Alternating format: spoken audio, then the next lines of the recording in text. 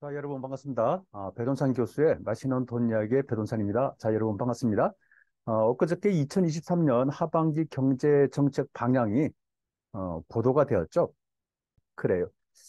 국가가 운영하기 위해서는 이제 경제 정책 방향을 제시해야 되겠죠. 그래서 상반기는 요래 했고 하반기에는 이렇게 이제 경제 정책 방향을 짜겠다. 이런 부분에 대해서 이제 발표를 하는데 이런 거 이제 경제 정책 방향을 보고 우리는 앞으로 재테크 시장, 특히 뭐 부동산 시장의 가격이 어떻게 변동한다, 어떻게 변동할 것이다. 이런 부분에 대해서 이제 예측이 가능하다라고 말씀드릴 수 있겠죠. 그래서 좀 자세한 내막을 살펴보면 경제 활력을 제고하고 민생 경제 안정을 추구하고 경제 체질을 개선하겠다. 참 좋아요. 맞아. 다 좋은 얘기. 더 나아가서 미래 대비 기반을 확충하겠다. 저출산 고령화, 국제연대, 경제안보 강화, 기후에너지 위기 대응. 야, 어떻게 보면 거대하다. 맞아요. 거대한 꿈과 희망이 있다라고 말씀드릴 수 있겠죠. 하지만 제가 보는 점에서는 그래요. 이처럼 거대하고 뭐 방대한, 그렇죠? 미래 계획까지 그냥 너무너무 방대한데 2023년 하반기 경제 정책 중에 방향 중에 핵심은 제가 보는 관점에서는 역전세, 전세 사기 등 임대차 시장 리스크 관리가 강화, 이 부분이 이제 필요하다라고 말씀드릴 수 있겠죠. 그렇죠. 이게 이제 가장 큰 부분이잖아요.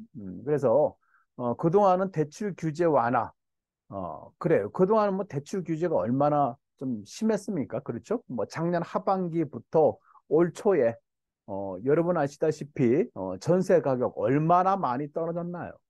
전세 가격이 떨어지니까 매매 금액조차도 뒤따라서 많이 떨어졌지 않습니까? 뭐 재작년 대비해서 작년 하반기 올 초 대비하면 거의 뭐 33%, 3분의 1 토막이 났다라고 말씀드릴 수가 있다는 거예요. 뭐 평균 잡아서 특히 이제 눈여겨보는 지역에 그동안 많이 상승한 지역의 아파트 가격이 또 많이 떨어졌다라고 이렇게 말씀드릴 수가 있겠죠.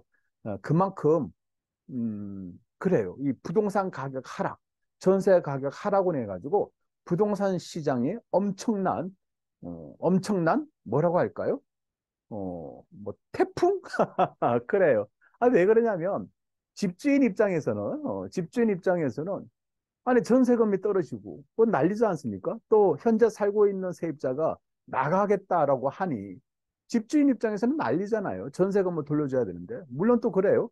새로운 세입자를 받아서 전세금을 돌려주면 되는데 이 전세금이 떨어지니까 새로운 세입자 구하기가 힘들어. 세입자 구하기가 힘들다라는 거죠. 그랬다는 거예요. 그러면 혹자들은 이렇게 생각할 수 있겠죠. 아니 대출 받으면 되잖아, 대출. 그런데 여러분들 아시다시피 지금 대출 받기가 얼마나 어려워요. 그렇죠?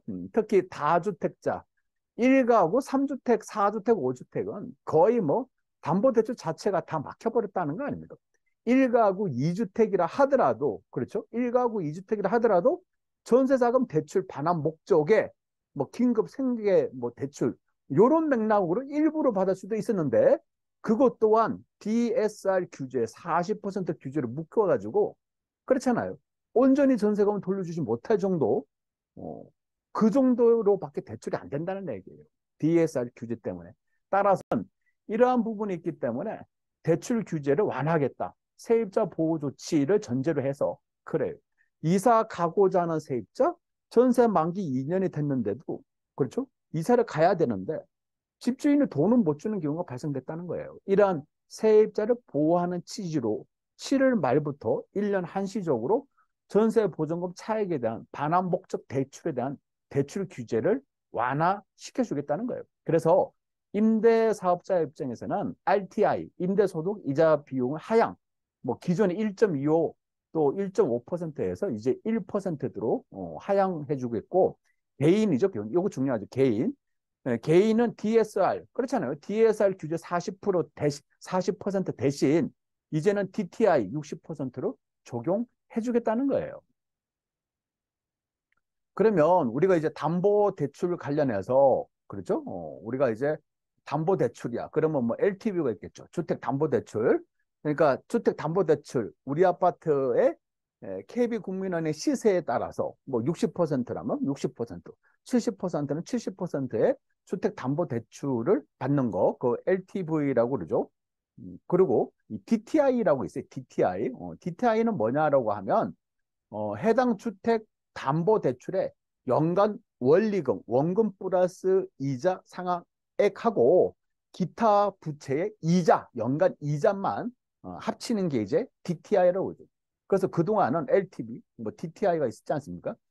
이렇게 LTV하고 DTI로 규제를 해도 아파트 가격이 올라가. 그래서 그러다 보니까 2018년인가요? 그때 우리가 DSR이라고 또 하나 나왔어요. 이 DSR은 총부채 원리금 상환 비율을 해가지고 주택담보대출을 받은 사람, 주택담보대출의 원금 이자 금액에다가 기타 부채의 모든, 그러니까 모든 부채의 원금과 이자 상환액을 소득 대비해서 계산을 한다는 거예요, 이제. 그러면 LTV, LTV가 주택담보대출이고, 이거보다 더 센 거, DTI, 요 DTI보다 더 훨씬 센 거, 요게 DSR이라는 거죠. 그래서 현재 주택담보대출 규제가 DSR에 자기가 벌어들이는 연간 총소득 대비 총 부채 금액 중에서 원금 상환과 이자 상환 비용을 뺀다는 거예요. 그러니까 DSR로 인해 가지고 주택담보대출이 꽉 막혀 있다. 이렇게 이제 말씀드릴 수가 있다는 거예요. 따라서 집주인들 입장에서 어, 이건 뭐 대출 자체도 안 되는데 또 1가구 2주택이라 하더라도 그렇죠? 주택담보대출을 받아서 세입자한테 내보내겠다 하더라도 DSR에 이게 또 막혀가지고 어, 이게 또 난리라는 거 아닙니까? 따라서 정부 입장에서는 이제 이를 이제 DSR 40% 그러니까 초강력한 주택담보대출 규제 DSR 40% 대신 이제 DTI 60%를 적용해주겠다. 그러면 뭐 쉽게 표현한다면 이제 그동안은 1억이 담보대출이 됐다면 이제 1억 5천을 해주겠다. 그리고 3억이 담보대출이 됐다면 이제 4억 5천을 해주겠다. 이런 맥락이라고 이제 봐야, 이런 맥락으로 이제 볼 수가 있겠죠. 이제 40%가 이제 DTI 60%로 적용됐기 때문에 이제 대출 금액이 더 많이 증가되었다라고 말씀드릴 수가 있다는 겁니다.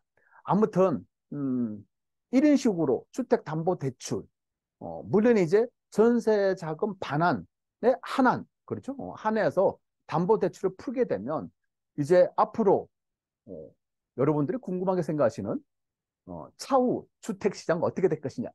그래요. 먼저 이제 집주인들 입장에서 본다면 이제 급전세 회수 맞아요. 그동안 세입자를 구해서 기존 세입자한테 전세금을 돌려서 내보내야 되는데 그렇잖아요.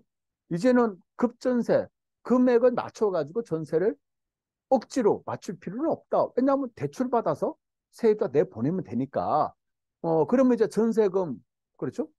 그동안 전세금 하락을 했다면 전세금은 낮춰서 세입자를 구했다면 이제는 급전세, 급하게, 급매 점세, 이런 부분이 이제 좀 해소를 될 가능성이 많겠죠.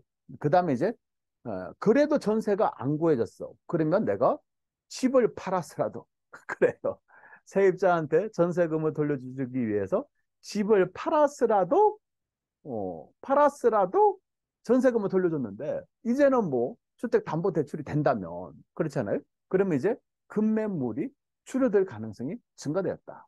무엇보다도 집주인 입장에서는 어떻게 보면 한숨 돌리는 거 아니에요? 휴, 그래요. 한숨 돌리는 거였죠. 그리고 세입자 입장에서는 이제 그동안은 집주인이 다른 세입자를 구해야지 전세금을 돌려준다라고 했는데 이제는 집주인이 전세금 대출을 받아서 아니 이제는 집주인이 전세 자금 반환 대출을 받아서 전세금을 돌려줄 수 있는 그러니까 전세금 횟수가 용이해졌다. 따라서 세입자 입장에서는 이사 가는 게 좀 용이해졌다라고 말씀드릴 수가 있겠죠.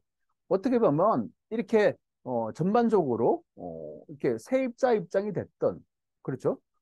세입자 입장이 됐던 또 집주인 입장이 됐던 이제 전반적으로 부동산 경기가 이제 뭐 급 전세나 급 매매가 좀 사라지지 않습니까? 또한 세입자들 입장에서도 이사 가는 게 좀 편해졌고 해가지고 전반적으로 부동산 경기가 좀 긍정이냐 부정이냐 놓고 본다면 역시 긍정적 흐름으로 좀 흘러가고 있다라고 말씀을 들을 수가 있을 것 같아요. 이상까지 배종찬 교수의 맛있는 도움 이야기였습니다. 감사합니다.